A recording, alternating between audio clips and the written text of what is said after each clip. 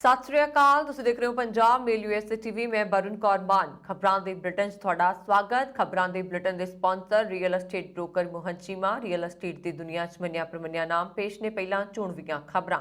Canada ਵੱਲੋਂ spouse ਵੀਜ਼ਿਆਂ ਲਈ ਅਮਲ ਜਲਦੀ। ਦੁਬਈ ਵੱਲੋਂ ਭਾਰਤੀ ਯਾਤਰੀਆਂ ਨੂੰ ਵੱਡੀ ਰਾਹਤ। ਏਅਰਪੋਰਟ ਤੇ ਰੈਪਿਡ ਆਰਟੀ-ਪੀਸੀਆਰ ਟੈਸਟ ਦੀ ਲੋੜ ਹੋਈ ਖਤਮ। ਅਮਰੀਕਾ ਨੇ ਰੂਸ ਤੇ ਪਾਬੰਦੀਆਂ ਲਗਾਉਣ ਦਾ ਕੀਤਾ ਐਲਾਨ। ਬੋਲੇ ਬਾਈਡਨ, ਸਾਡੀ ਹਾਲਾਤਾਂ ਤੇ ਹੈ ਲਗਾਤਾਰ ਨਜ਼ਰ। ਬਾਈਡਨ ਨੇ ਡੋਨੇਸਤਕ ਤੇ ਲੁਹਾਨਸਕ ਵਿੱਚ ਵਪਾਰ ਤੇ ਨਿਵੇਸ਼ ਤੇ ਵੀ ਲਗਾਈਆਂ ਪਾਬੰਦੀਆਂ। ਰੂਸ ਯੂਕਰੇਨ ਤਣਾਅ ਦਰਮਿਆਨ ਕੈਨੇਡਾ ਦਾ ਵੱਡਾ ਕਦਮ। ਪੂਰਬੀ ਯੂਰਪ ਵਿੱਚ ਹੋਰ ਸੈਨਿਕ ਕੀਤੇ ਗਏ ਤਾਇਨਾਤ। ਵਾਈਟ ਹਾਊਸ ਵੱਲੋਂ ਯੂਕਰੇਨ ਤੇ ਰੂਸੀ ਕਦਮ ਹਮਲਾ ਕਰਾਰ।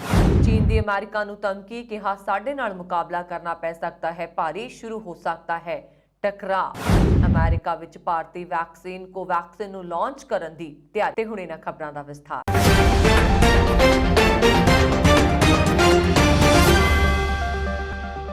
ਕੈਨੇਡਾ ਦੇ ਇਮੀਗ੍ਰੇਸ਼ਨ ਵਿਭਾਗ ਵੱਲੋਂ ਸਪਾਊਸ ਵੀਜ਼ਿਆਂ ਲਈ ਅਮਲ ਜਲਦੀ ਸ਼ੁਰੂ ਕੀਤਾ ਜਾ ਰਿਹਾ। ਇਮੀਗ੍ਰੇਸ਼ਨ ਵਿਭਾਗ ਦੇ ਮੰਤਰੀ ਸੈਨ ਫਰੇਜ਼ਰ ਨੇ ਕਿਹਾ ਕਿ ਸਪਾਊਸ ਵੀਜ਼ੇ ਅਪਲਾਈ ਕਰਨ ਵਾਲੇ ਮਰਦ ਤੇ ਔਰਤਾਂ ਨੇ ਇਮੀਗ੍ਰੇਸ਼ਨ ਤੋਂ ਇਸ ਦੀ ਜਾਣਕਾਰੀ ਵੀ ਮੰਗੀ ਸੀ ਕਿ ਉਹਨਾਂ ਦੇ ਸਾਰੇ ਪੇਪਰ ਠੀਕ ਹੋਣ ਦੇ ਬਾਵਜੂਦ ਵੀ ਉਹਨਾਂ ਨੂੰ ਕੋਈ ਜਾਣਕਾਰੀ ਹਾਸਲ ਨਹੀਂ ਹੋ ਰਹੀ। ਉਹਨਾਂ ਨੂੰ ਦੱਸ ਰਹੇ ਹਾਂ ਕਿ ਕਰੋਨਾ ਤੇ ਹੋਰ ਕਾਰਨਾਂ ਕਰਕੇ ਅਸੀਂ ਇਹ ਵੀਜ਼ੇ ਰੋਕ ਕੇ ਰੱਖੇ ਹੋਏ ਸੀ, ਪਰ ਹੁਣ ਕੁਝ ਨਰਮ ਸ਼ਰਤਾਂ ਨੂੰ ਪੂਰੀਆਂ ਕਰਨੀਆਂ ਪੈਣਗੀਆਂ ਤੇ ਉਹਨਾਂ ਦੀਆਂ ਅਰਜ਼ੀਆਂ ਜਲਦ ਹੀ ਅਮਲ ਹੋ ਰਿਹਾ ਹੈ।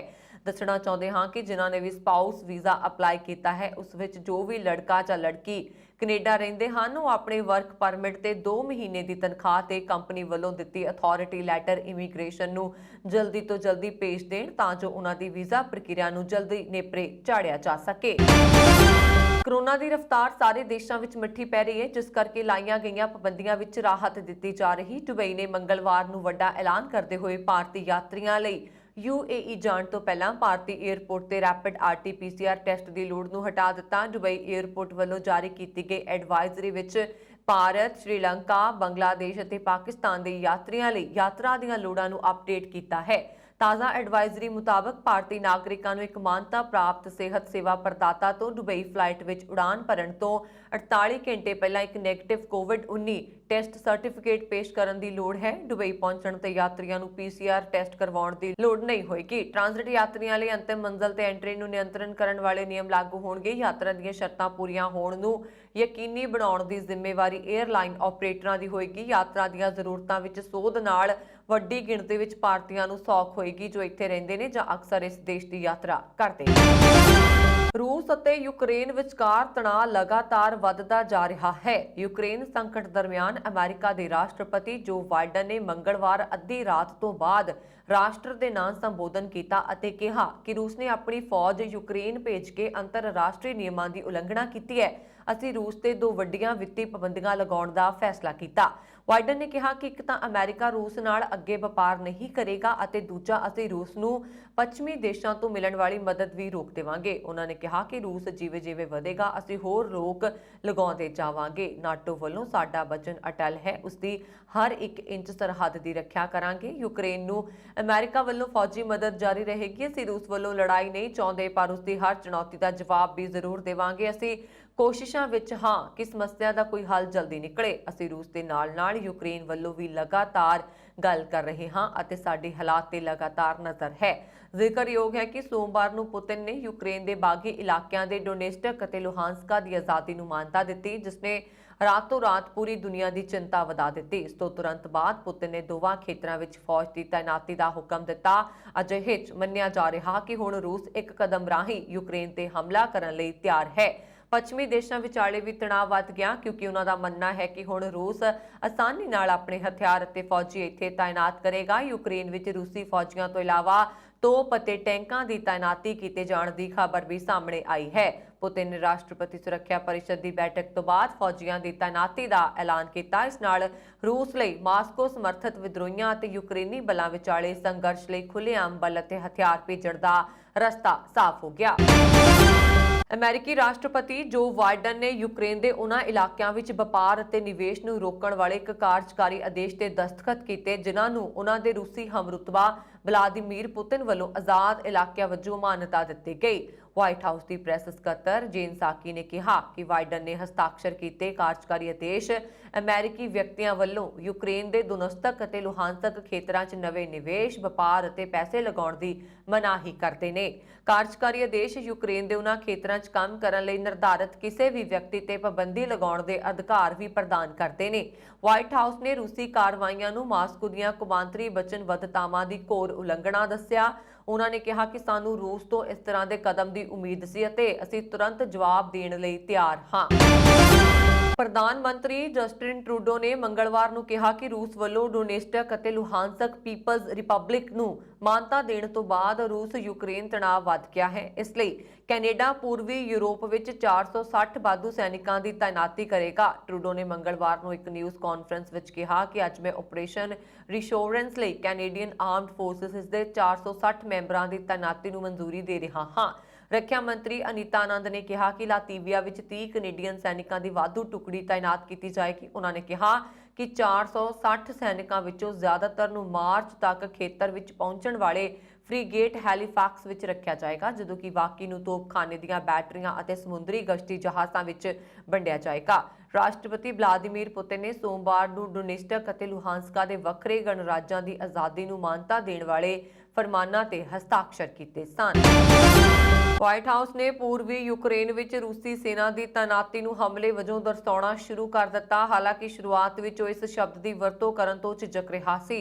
ਪ੍ਰਮੁੱਖ ਉਪ ਰਾਸ਼ਟਰੀ ਸੁਰੱਖਿਆ ਸਲਾਹਕਾਰ ਜੋਨ ਫਾਈਨਰ ਨੇ ਕਿਹਾ ਕਿ ਅਸੀਂ ਸੋਚਦੇ ਹਾਂ ਕਿ ਇਹ ਇੱਕ ਹਮਲੇ ਦੀ ਸ਼ੁਰੂਆਤ ਹੈ। ਉਹਨਾਂ ਨੇ ਕਿਹਾ ਕਿ ਇਹ ਹਮਲਾ ਹੀ ਹੈ ਅਤੇ ਇਹ ਉਹੀ ਹੈ ਜੋ ਚੱਲ ਰਿਹਾ ਹੈ। ਇੱਕ ਅਮਰੀਕੀ ਅਧਿਕਾਰੀ ਨੇ ਨਾਂ ਗੁਪਤ ਰੱਖਣ ਦੀ ਸ਼ਰਤ ਤੇ ਕਿਹਾ ਕਿ ਵਾਈਟ ਹਾਊਸ ਨੇ ਜ਼ਮੀਨੀ ਹਾਲਾਤ ਦੇ ਕਾਰਨ ਰੂਸ ਦੀਆਂ ਕਾਰਵਾਈਆਂ ਨੂੰ ਹਮਲੇ ਵਜੋਂ ਦਰਸਾਉਣ ਦਾ ਫੈਸਲਾ ਕੀਤਾ।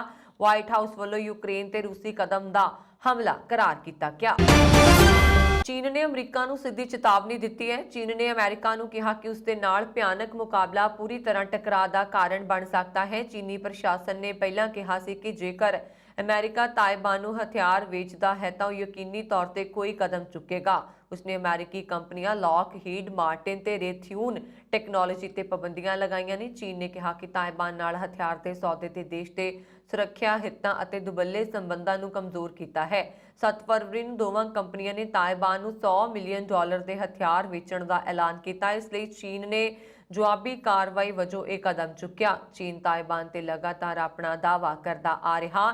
ਇਹ ਤੀਜੀ ਵਾਰ ਹੈ ਜਦੋਂ ਚੀਨ ਨੇ ਤਾਇਵਾਨ ਨੂੰ ਹਥਿਆਰ ਵੇਚਣ ਲਈ ਲੌਕਹੀਡ ਮਾਰਟਿਨ ਤੇ ਰੇਥਿਊਨ ਟੈਕਨੋਲੋਜੀ ਦੇ ਖਿਲਾਫ ਸਖਤ ਕਦਮ ਚੁੱਕਣ ਦਾ ਐਲਾਨ ਕੀਤਾ। ਇਸ ਤੋਂ ਪਹਿਲਾਂ $620 ਮਿਲੀਅਨ ਦੇ ਮਿਜ਼ਾਈਲ ਅਪਗ੍ਰੇਡ ਪੈਕੇਜ ਸੰਬੰਧੀ ਇਹ ਕਦਮ ਚੁੱਕਣ ਦਾ ਐਲਾਨ ਕੀਤਾ ਗਿਆ ਸੀ। ਜੁਲਾਈ 2020 ਵਿੱਚ ਅਮਰੀਕਾ ਨੇ ਤਾਇਵਾਨ ਨੂੰ ਦੇਣ ਦੇ ਲਈ ਇੱਕ ਸਮਝੌਤੇ ਤੇ ਦਸਤਖਤ ਕੀਤੇ। ਚੀਨ ਦਾ ਕਹਿਣਾ ਹੈ ਕਿ ਤਾਇਵਾਨ ਨੂੰ ਚੀਨ ਦੀ ਪ੍ਰਭੂਸੱਤਾ ਸਵੀਕਾਰ ਕਰਨੀ ਚਾਹੀਦੀ ਹੈ। ਕਈ ਵਾਰ ਚੀਨ ਤਾਇਵਾਨ ਨੂੰ ਆਪਣਾ ਹਿੱਸਾ ਬਣਾਉਣ ਲਈ ਫੌਜ ਦੀ ਵਰਤੋਂ ਕਰਨ ਦੀ ਗੱਲ ਵੀ ਕਰ ਚੁੱਕਾ ਹੈ। ਹੁਣ ਚੀਨ ਦੀ ਅਮਰੀਕਾ ਨੂੰ ਧਮਕੀ ਅਮਰੀਕਾ ਵੱਲੋਂ ਤਾਇਵਾਨ ਨੂੰ $100 ਮਿਲੀਅਨ ਦੀ ਪੈਟਰੋਟਿਕ ਮਿਜ਼ਾਈਲ ਅਪਗ੍ਰੇਡ ਕਰਨ ਦੇ ਐਲਾਨ ਤੋਂ ਬਾਅਦ ਆਈ ਹੈ।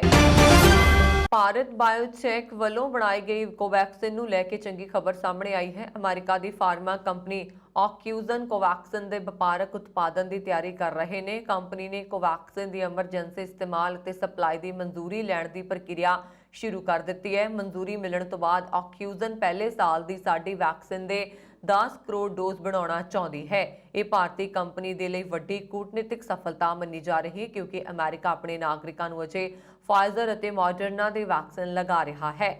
ਮਾਹਿਰਾਂ ਦਾ ਕਹਿਣਾ ਹੈ ਕਿ ਕੋਵੈਕਸਿਨ ਨੂੰ ਰੱਖਣਾ ਬਹੁਤ ਆਸਾਨ ਹੈ ਅਤੇ ਇਹ ਕਾਫੀ ਸਸਤੀ ਹੈ। ਅਜਿਹੇ ਵਿੱਚ ਇਸ ਦੇ ਜ਼ਰੀਏ ਅਮਰੀਕਾ ਵਿੱਚ ਵੈਕਸੀਨੇਸ਼ਨ ਦੀ ਮੰਗ ਪੂਰੀ ਕੀਤੀ ਜਾ ਸਕੇਗੀ। ਇਸ ਨਾਲ ਅਮਰੀਕਾ ਵਿੱਚ ਰੋਜ਼ਗਾਰ ਵੀ ਪੈਦਾ ਹੋ ਸਕਣਗੇ। ਇਸ ਦੌਰਾਨ ਅਮਰੀਕਾ ਦੀ ਨੋਵਾਵੈਕਸ ਕੰਪਨੀ ਵੱਲੋਂ ਬਣਾਈ ਗਈ ਕਰੋਨਾ ਵੈਕਸੀਨ ਨੂਆਕਾਸਿਡ ਨੂੰ ਕੈਨੇਡਾ ਸਰਕਾਰ ਨੇ ਪ੍ਰਵਾਨਗੀ ਦੇ ਦਿੱਤੀ ਹੈ ਤੇ ਕੈਨੇਡਾ ਦੀ ਮੁੱਖ ਸਿਹਤ ਅਫਸਰ ਥੈਰੇਸਾ ਟੇਮ ਨੇ ਦੱਸਿਆ ਕਿ ਨੋਵਾਵੈਕਸ ਦੀ ਵੈਕਸੀਨ ਜੈਨੇਟਿਕ ਆਧਾਰ ਤੇ ਤਿਆਰ ਕੀਤੀ ਜਾਂਦੀ ਹੈ ਜੋ ਵਾਇਰਸ ਦਾ ਖਾਤਮਾ ਕਰਦੀ ਹੈ। ਇਸ ਦੀਆਂ 2 ਖੁਰਾਕਾਂ 21 ਦਿਨਾਂ ਦੇ ਫਰਕ ਤੇ ਲੋਕਾਂ ਨੂੰ ਦਿੱਤੀਆਂ ਜਾ ਸਕਦੀਆਂ ਨੇ।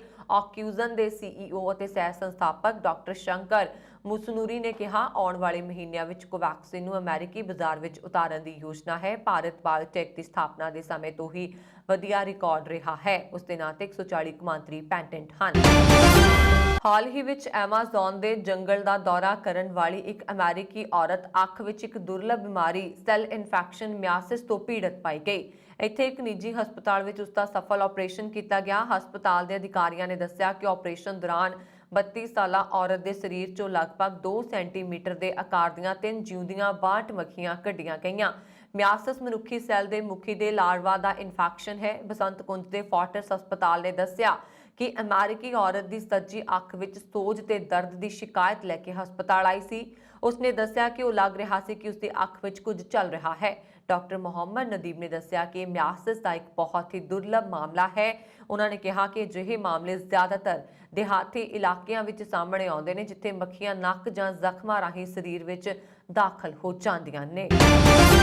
ਬੀਤੇ ਦਿਨ ਜੇਨ ਮਾਰਕ ਦੇ ਵਕਸੀ ਜੋ ਇੱਕ ਗਾਇਕਾ ਜੋ ਇੱਕ ਦੁਨੀਆ 'ਚ ਸਟੇਜ ਦੇ ਨਾਮ ਨਾਲ ਜਾਣੀ ਜਾਂਦੀ ਸੀ, ਜਿਸਨੇ ਅਮਰੀਕਨ ਗॉट ਟੈਲੈਂਟ ਵਿੱਚ ਇੱਕ ਪ੍ਰਤੀਯੋਗੀ ਹੋਣ ਤੋਂ ਬਾਅਦ ਪੈਰੋਕਾਰਾਂ 'ਚ ਇੱਕ ਵੱਖਰਾ ਨਾਮ ਕਮਾਇਆ ਸੀ, ਉਸਦੀ ਬੀਤੇ ਦਿਨ ਕੈਂਸਰ ਦੀ ਨਾਮੁਰਾਦ ਬਿਮਾਰੀ ਦੀ ਲੜਾਈ ਤੋਂ ਬਾਅਦ ਹਸਪਤਾਲ ਵਿੱਚ ਮੌਤ ਹੋ ਗਈ। ਉਸਦੇ ਪਰਿਵਾਰ ਨੇ ਇਹ ਪੁਸ਼ਟੀ ਕੀਤੀ ਹੈ। ਮਾਰਕ ਜ਼ਵੈਂਕੀ ਪਰਿਵਾਰ ਨੇ ਅਮਰੀਕਨ ਮੀਡੀਆ ਦੁਆਰਾ ਪ੍ਰਦਾਨ ਕੀਤੇ ਇੱਕ ਬਿਆਨ ਵਿੱਚ ਕਿਹਾ, ਅਸੀਂ ਉਸਦਾ ਪਰਿਵਾਰ ਉਸਦੇ ਗੁਜ਼ਰਨ ਅਤੇ ਕਲਪਨਾਯੋਗ ਘਾਟੇ ਨਾਲ ਤਬਾਹ ਹੋ ਗਏ ਹਾਂ। ਮ੍ਰਿਤਕ ਨਾਮਵਰ ਮਾਰਜਵੇਂਸੀ ਨੇ ਪਿਛਲੇ ਸਾਲਾਂ ਤੱਕ ਕੈਂਸਰ ਨਾਲ ਉਸਨੇ ਲੜਿਆ ਅਤੇ ਬੀਤੇ ਦਿਨੀ 19 ਫਰਵਰੀ ਨੂੰ ਉਸਦੀ ਮੌਤ ਹੋ ਗਈ। ਉਸਦੇ ਪਰਿਵਾਰ ਨੇ ਇਹ ਜਾਣਕਾਰੀ ਮੀਡੀਆ ਨਾਲ ਸਾਂਝੀ ਕੀਤੀ। ਅਮਰੀਕਨ ਗॉट ਟੈਲੈਂਟ ਤੇ ਪਿਛਲੇ ਸਾਲ ਇੱਕ ਸ਼ਾਨਦਾਰ ਆਡੀਸ਼ਨ ਦੇਣ ਤੋਂ ਬਾਅਦ ਬਹੁਤ ਸਾਰੇ ਲੋਕਾਂ ਦਾ ਧਿਆਨ ਉਸਨੇ ਆਪਣੇ ਵੱਲ ਖਿੱਚਿਆ ਸੀ। ਈਟਸ ਓਕੇ ਨਾਮ ਦੇ ਇੱਕ ਅਸਲੀ ਗੀਤ ਵੀ ਉਸਨੇ ਪੇਸ਼ ਕੀਤਾ ਸੀ, ਜੋ ਬਹੁਤ ਜ਼ਿਆਦਾ ਪ੍ਰਚਲਿਤ ਹੋਇਆ। ਉਹਨਾਂ ਨੇ ਆਪਣੇ ਪ੍ਰਦਰਸ਼ਨਾਂ ਦੌਰਾਨ ਪਹਿਲਾਂ ਹੀ ਆਪਣੇ ਸ਼ੋਅ ਦੌਰਾਨ ਜੱਜਾਂ ਨੂੰ ਖੁਲਾਸਾ ਕੀਤਾ ਸੀ ਕਿ ਉਹ ਕੈਂਸਰ ਨਾਲ ਲੜ ਰਹੀ ਸੀ, ਜੋ ਉਸਦੇ ਫੇਫੜਿਆਂ ਅਤੇ ਰੀੜ੍ਹ ਦੀ ਹੱਡੀ ਅਤੇ ਜਿਗਰ ਵੱਲ ਫੈਲ ਗਿਆ ਸੀ। ਕਰੀਬ 2.5 ਸਾਲ ਪਹਿਲਾਂ ਰੋਜ਼ੀ ਰੋਟੀ ਕਮਾਉਣ ਅਮਰੀਕਾ ਗਏ ਕਪੂਰਥਲਾ ਜ਼ਿਲ੍ਹਾ ਦੇ ਪਿੰਡ ਸਿੱਧਵਾਂ ਦੋਨਾ ਦੇ ਨੌਜਵਾਨ ਜਸਵੀਰ ਸੂਦ ਦੀ ਸੜਕ ਹਾਦਸੇ ਦੌਰਾਨ ਮੌਤ ਦੀ ਖਬਰ ਨਾਲ ਸਾਰੇ ਪਿੰਡ ਵਿੱਚ ਸੋਗ ਦੀ ਲਹਿਰ ਆ ਗਈ। ਮ੍ਰਿਤਕ ਜੱਸੀ ਸੂਦ ਦੇ ਪਿਤਾ ਤਲਕ ਰਾਜ ਸੂਦ ਨੇ ਦੱਸਿਆ ਕਿ ਮੈਂ ਆਪਣੇ ਲੜਕੇ ਜੱਸੀ ਨੂੰ ਕਰੀਬ 3.5 ਸਾਲ ਪਹਿਲਾਂ ਅਮਰੀਕਾ ਭੇਜਿਆ ਸੀ, ਜਿੱਥੇ ਹੁਣ 1.5 ਮਹੀਨਾ ਪਹਿਲਾਂ ਉਹ ਪੱਕਾ ਹੋਇਆ ਸੀ ਤੇ ਇੱਕ ਟਰਾਲੇ ਤੇ ਡਰਾਈਵਿੰਗ ਦਾ ਕੰਮ ਕਰਦਾ ਸੀ। ਬੀਤੇ ਦਿਨੀ ਉਹ ਕੈਲੀਫੋਰਨੀਆ ਤੇ ਸੁਨੋਂਜ਼ਾ ਵਿਖੇ ਆਪਣੀ ਟਰਾਲੇ ਵਿੱਚ ਸਮਾਨ ਲੈ ਕੇ ਆ ਰਿਹਾ ਸੀ ਤੇ ਅਚਾਨਕ ਅੱਗੇ ਕਾਰ ਦੀ ਬ੍ਰੇਕ ਲੱਗਣ ਕਾਰਨ ਉਸ ਨੂੰ ਬਚਾਉਣ ਦੀ ਕੋਸ਼ਿਸ਼ ਵਿੱਚ ਉਸ ਦਾ ਟਰਾਲਾ ਪਲਟ ਗਿਆ, ਜਿਸ ਦੀ ਮੌਕੇ ਤੇ ਮੌਤ ਹੋ ਗਈ। ਮੈਕਸੀਕੋ ਦੇ ਬਾਜਾ ਕੈਲੀਫੋਰਨੀਆ ਦੇ ਦੱਖਣੀ ਹਿੱਸੇ ਵਿੱਚ ਬਸਿਆ ਰਿਜ਼ੋਰਟ ਸ਼ਹਿਰ ਕਾਬੋ ਸੈਨ ਲੁਕਾਸ ਉਂਝ ਤਾਂ ਬੀਚ ਨਾਈਟ ਲਾਈਫ ਦੇ ਲਈ ਜਾਣਿਆ ਜਾਂਦਾ ਹੈ, ਪਰ ਇੱਕ ਹੋਰ ਚੀਜ਼ ਇਸ ਸ਼ਹਿਰ ਦੀ ਪਛਾਣ ਬਣ ਚੁੱਕੀ ਹੈ। ਇਹ ਚੀਜ਼ ਹੈ ਕੋਕੀਨ। ਮੈਕਸੀਕਨ ਡੇਲੀ ਪੋਸਟ ਮੁਤਾਬਕ ਕਾਬੋ ਸੈਨ ਲੁਕਾਸ ਦੇ ਕੰਢੀ ਇਲਾਕੇ ਤੋਂ ਕਰੀਬ 3 ਟਨ ਕੋਕੀਨ ਜ਼ਬਤ ਕੀਤੀ ਗਈ ਹੈ। 14 ਅਤੇ 15 ਫਰਵਰੀ ਨੂੰ ਮੈਕਸੀਕਨ ਆਰਮੀ ਦੇ ਜਵਾਨਾਂ ਨੇ ਪੈਸੀਫਿਕ ਮਹਾਸਾਗਰ ਵਿੱਚ ਇੱਕ ਸਰਚ ਆਪਰੇਸ਼ਨ ਚਲਾਇਆ, ਜਿਸ ਵਿੱਚ 2 ਕਿਸ਼ਤੀਆਂ ਅਤੇ 3 ਟਨ ਕੋਕੀਨ ਜ਼ਬਤ ਕੀਤੀ ਗਈ। ਇਸ ਦੇ ਨਾਲ ਹੀ 5000 ਲੀਟਰ ਤੋਂ ਜ਼ਿਆਦਾ ਫਿਊਲ ਵੀ ਬਰਾਮਦ ਕੀਤਾ ਗਿਆ। ਇੱਥੋਂ 127 ਡਰਮਾਂ ਨੂੰ ਜ਼ਬਤ ਕੀਤਾ ਗਿਆ। ਇਹਨਾਂ ਵਿੱਚੋਂ 107 ਡਰਮ ਵਿੱਚ ਫਿਊਲ ਭਰਿਆ ਹੋਇਆ ਸੀ ਅਤੇ 29 ਡਰਮ ਖਾਲੀ ਬਰਾਮਦ ਹੋਏ। ਇਸ ਪੂਰੇ ਸਰਚ ਆਪਰੇਸ਼ਨ ਨੂੰ ਸੈਨਾ ਦੇ ਹੈਲੀਕਾਪਟਰਾਂ ਦੁਆਰਾ ਕੈਦ ਕੀਤਾ ਗਿਆ। ਇਸ ਦੌਰਾਨ ਇੱਕ ਸਪੀਡ ਬੋਟ ਦਾ ਪਿੱਛਾ ਕਰਨ ਦਾ ਫੁਟੇਜ ਵੀ ਜਾਰੀ ਕੀਤਾ ਗਿਆ। ਇਹ ਪੂਰਾ ਆਪਰੇਸ਼ਨ ਬਾਜ਼ਾ ਕੈਲੀਫੋਰਨੀਆ ਦੇ ਸਮੁੰਦਰ ਤੱਟ ਤੋਂ ਕਰੀਬ 68 ਮੀਲ ਅੰਦਰ ਡੂੰਘੇ ਸਾਗਰ ਵਿੱਚ ਚੱਲਿਆ। ਜਵਾਨਾਂ ਨੇ ਪਹਿਲਾਂ ਸਰਚ ਆਪਰੇਸ਼ਨ 14 ਫਰਵਰੀ ਨੂੰ ਸ਼ੁਰੂ ਕੀਤਾ ਸੀ। 2 ਆਊਟਬੋਰਡ ਮੋਟਰਸ ਅਤੇ 3 ਚਾਲਕਾਂ ਸਣੇ ਇੱਕ ਜਹਾਜ਼ ਨੇ ਇਸ ਸਰਚ ਆਪਰੇਸ਼ਨ ਨੂੰ ਅੰਜਾਮ ਦਿੱਤਾ। ਤੀਜਾ ਅਤੇ ਆਖਰੀ ਸਰਚ ਆਪਰੇਸ਼ਨ 15 ਫਰਵਰੀ ਨੂੰ ਕੀਤਾ ਗਿਆ। ਮੈਕਸੀਕਨ ਜਲ ਸੈਨਿਕਾਂ ਨੇ 3 ਆਊਟਬੋਰਡ ਮੋਟਰਸ ਸਣੇ 3 ਚਾਲਕ ਦਲ ਦੇ ਮੈਂਬਰਾਂ ਦੇ ਇੱਕ ਕਿਸ਼ਤੀ ਦਾ ਪਤਾ ਲਗਾਇਆ। ਮੁਲਜ਼ਮ ਸਪੀਡ ਬੋਟ ਦੇ ਜ਼ਰੀਏ ਦੱਖਣੀ ਪੱਛਮ ਤੋਂ 68 ਸਮੁੰਦਰੀ ਮੀਲ ਦੂਰੀ ਤੇ ਨਜਾਇਜ਼ ਮਾਲ ਲੈ ਕੇ ਜਾ ਰਹੇ ਸੀ। ਇਸ ਦੀ ਜਾਣਕਾਰੀ ਮਿਲਦੇ ਹੀ ਹੈਲੀਕਾਪਟਰ ਨੇ ਇਸ ਦਾ ਪਿੱਛਾ ਕੀਤਾ। ਇਸ ਵਿੱਚ ਨਾ ਸਿਰਫ 3 ਟਨ ਕੋਕੀਨ ਬਲਕਿ 100 ਲੀਟਰ ਫਿਊਲ ਨਾਲ ਭਰਿਆ ਹੋਇਆ ਡਰਮ ਵੀ ਬਰਾਮਦ ਹੋਇਆ। ਕੈਨੇਡਾ ਦੀ ਰਾਜਧਾਨੀ ਵਿੱਚ ਸੋਮਵਾਰ ਰਾਤ ਇੱਕ ਪਾਸੇ ਐਮਰਜੈਂਸੀ ਐਕਟ ਪਾਸ ਕੀਤਾ ਜਾ ਰਿਹਾ ਹੈ ਤਾਂ ਦੂਜੇ ਪਾਸੇ ਓਟਾਵਾ ਪੁਲਿਸ ਆਪਣੇ ਨਾਕੇ ਹਟਾ ਰਹੀ ਹੈ। ਪੁਲਿਸ ਵੱਲੋਂ ਸ਼ਹਿਰ ਵਿੱਚ ਥਾਂ-ਥਾਂ ਤੇ ਲਗਾਏ 100 ਤੋਂ ਵੱਧ ਨਾਕੇ ਚੁੱਕ ਦਿੱਤੇ ਗਏ ਅਤੇ ਲੋਕਾਂ ਨੂੰ ਆਪਣੀਆਂ ਦੁਕਾਨਾਂ ਖੋਲ੍ਹਣ ਦਾ ਸੱਦਾ ਦਿੱਤਾ ਗਿਆ। ਓਟਾਵਾ ਦੇ ਸਕੂਲ ਖੁੱਲ੍ਹ ਰਹੇ ਨੇ, ਪਰ ਮਾਪਿਆਂ ਨੂੰ ਸੁਚੇਤ ਕੀਤਾ ਗਿਆ ਕਿ ਕੁਝ ਪੁਲਿਸ ਨਾਕੇ ਹੁਣ ਵੀ ਮੌਜੂਦ ਹੋਣ ਕਾਰਨ ਆਵਾਜਾਈ ਵਿੱਚ ਦੇਰੀ ਹੋ ਸਕਦੀ ਹੈ। ਦੂਜੇ ਪਾਸੇ ਓਟਾਵਾ ਵਿੱਚੋਂ ਖੜੇਦੇ ਵਿਖਾਵਾਕਾਰੀਆਂ ਵੱਲੋਂ 100 ਕਿਲੋਮੀਟਰ ਦੂਰ ਵੈਂਕਲੀਗ ਹਿੱਲ ਵਿਖੇ ਡੇਰੇ ਲਾਉਣ ਦੀ ਰਿਪੋਰਟ ਹੈ। ਥਾਈਲੈਂਡ ਵਿੱਚ ਪੰਜਾਬੀ ਗੈਂਗਸਟਰ ਜਿੰਮੀ ਸੰਧੂ ਦਾ ਕਤਲ ਕਰਕੇ ਫਰਾਰ ਹੋਏ 2 ਜਾਣਿਆਂ ਵਿੱਚੋਂ ਇੱਕ ਨੂੰ ਕੈਨੇਡਾ ਪੁਲਿਸ ਨੇ ਕਾਬੂ ਕਰ ਲਿਆ। ਵੈਨਕੂਵਰ ਸਨ ਦੀ ਰਿਪੋਰਟ ਮੁਤਾਬਕ ਮੈਥਿਊ ਡੂਪਰੇ ਨੂੰ ਵੀਸੀ ਦੇ ਟ੍ਰੇਲ ਕਸਬੇ ਤੋਂ ਕਾਬੂ ਕੀਤਾ ਗਿਆ, ਜਦਕਿ ਇਸ ਦਾ ਸਾਥੀ ਜੀਨ ਲਾਰ ਕੈਂਪ ਹਾਲੇ ਵੀ ਫਰਾਰ ਹੈ। ਕਿਸੇ ਵੇਲੇ ਬ੍ਰਿਟਿਸ਼ ਕੋਲੰਬੀਆ ਦੇ ਵਸਨੀਕ ਰਹੇ ਜਿੰਮੀ ਸੰਧੂ ਨੂੰ ਥਾਈਲੈਂਡ ਵਿੱਚ 5 ਫਰਵਰੀ ਨੂੰ ਇੱਕ ਹੋਟਲ ਦੇ ਬਾਹਰ ਗੋਲੀਆਂ ਮਾਰ ਕੇ ਹਲਾਕ ਕਰ ਦਿੱਤਾ ਗਿਆ ਸੀ ਅਤੇ ਮਾਮਲੇ ਦੀ ਪੜਤਾਲ ਕਰ ਰਹੀ ਪੁਲਿਸ ਨੇ ਦੱਸਿਆ ਕਿ 6 ਫਰਵਰੀ ਨੂੰ ਕਾਤਲ ਥਾਈਲੈਂਡ ਛੱਡ ਕੇ ਫਰਾਰ ਹੋ ਗਏ।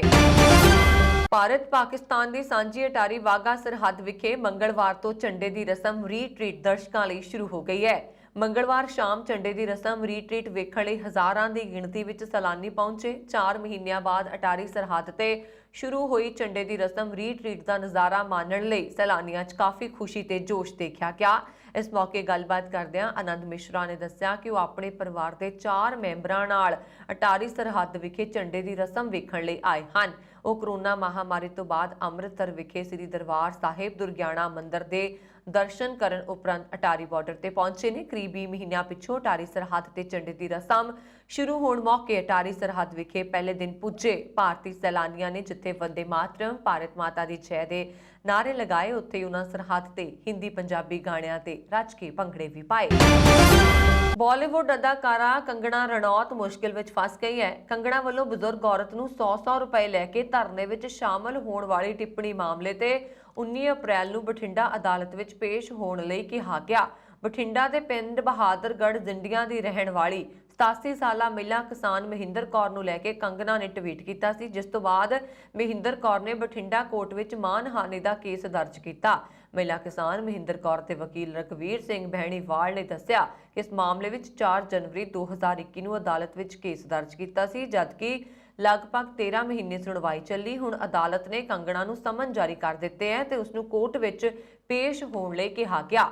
ਕੰਗਣਾ ਰਣੌਤ ਨੇ ਕਿਸਾਨ ਅੰਦੋਲਨ ਵਿੱਚ ਸ਼ਾਮਲ ਬਜ਼ੁਰਗ ਮਹਿਲਾ ਮਹਿੰਦਰ ਕੌਰ ਨੂੰ ਬਿਲੈਕਸ ਬਾਨੂ ਸਮਝ ਲਿਆ ਸੀ, ਜੋ ਸ਼ਾਹੀਨ ਬਾਗ ਵਿੱਚ ਐਂਟੀ CAA ਪ੍ਰੋਟੈਸਟ ਦਾ ਚਿਹਰਾ ਰਹੀ ਸੀ। ਮਹਿੰਦਰ ਕੌਰ ਨੇ ਕਿਹਾ ਕਿ ਕੰਗਨਾ ਨੇ ਉਸ ਦੀ ਤੁਲਨਾ ਕਿਸੇ ਦੂਜੀ ਔਰਤ ਨਾਲ ਕੀਤੀ ਹੈ। ਉਸਨੇ ਕਿਹਾ ਕਿ ਕੰਗਨਾ ਦੇ ਟਵੀਟ ਨਾਲ ਉਸ ਨੂੰ ਮਾਨਸਿਕ ਪਰੇਸ਼ਾਨੀ ਹੋਈ ਹੈ। ਪਰਿਵਾਰ ਦੇ ਮੈਂਬਰ, ਰਿਸ਼ਤੇਦਾਰ, ਗੁਆਂਢੀਆਂ, ਪਿੰਡ ਵਾਲਿਆਂ ਤੇ ਆਮ ਲੋਕਾਂ ਵਿਚਾਲੇ ਉਸ ਦੇ ਅਕਸ ਨੂੰ ਠੇਸ ਪਹੁੰਚੀ ਹੈ। ਇਹ ਸਨ ਹੁਣ ਤੱਕ ਦੀਆਂ ਖਬਰਾਂ। ਮੈਨੂੰ ਵਰੁਣ ਕੌਰ ਮਾਨ ਨੂੰ ਦਿਵਾ ਗਿਆ। ਹੋਰ ਖਬਰਾਂ ਦੇ ਲਈ ਸਾਡਾ YouTube ਚੈਨਲ ਪੰਜਾਬ ਮੇਲ USA TV ਜ਼ਰੂਰ ਸਬਸਕ੍ਰਾਈਬ ਕਰੋ। ਸਤਿ ਸ਼੍ਰੀ ਅਕਾਲ।